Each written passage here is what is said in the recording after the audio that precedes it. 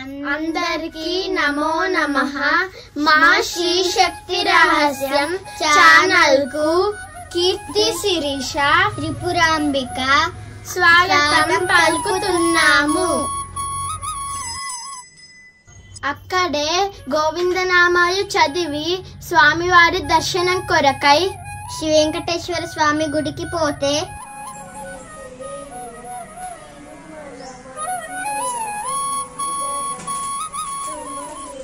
అక్కడేం జరిగిందో చూద్దాం రాండ్రి.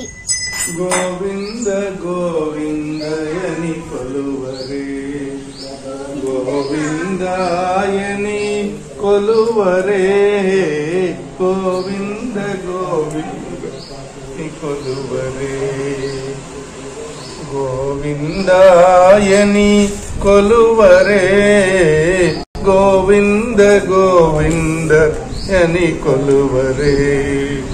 గుడి అర్చకులు మాత్రమే ఉంటారనుకుంటే ప్రధాన అర్చకులు శ్రీరామకృష్ణ పంతులు వచ్చున్నారు. గోవింద గోవింద గోవింద కొలువరే, గోవిందాయని కొలువరే, గోవింద గోవింద కొలువరే.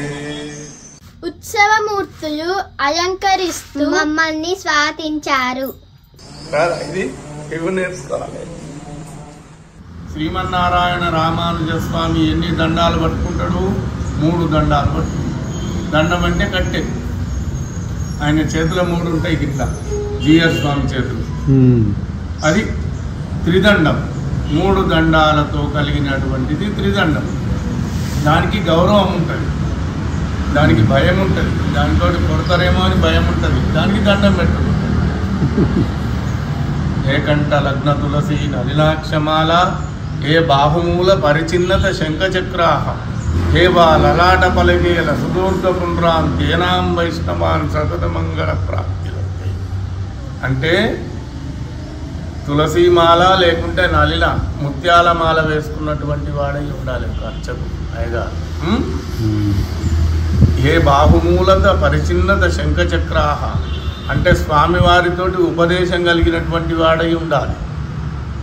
ఏవా లలాట పలకేల సుదూర్ధ పుండ్రాన్ నాసాది కేశ పర్యంతం, ముక్కు నుండి వెంట్రుకల వరకు పొడుగాటి బొట్టు పెట్టుకోవాలి.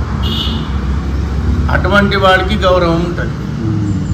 మనకంటే చిన్నవాడు భయపడతాడు, మనకంటే పెద్దవాడు దండం పెడతాడు.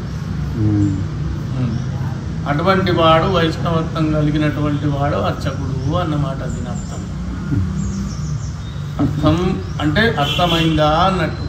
మాకు తెలియని ఎన్నో భగవత్ సంబంధ ముచ్చట్లు మాతో పంచుకున్నారు. నేను నా ప్రాణమైన దేవుడికి అర్పించాలని వచ్చిన, నాకు అన్నం దొరుకుతలేను అని వచ్చిన అన్నమాట. ఈ విధంగా జరగడం మా అదృష్టం.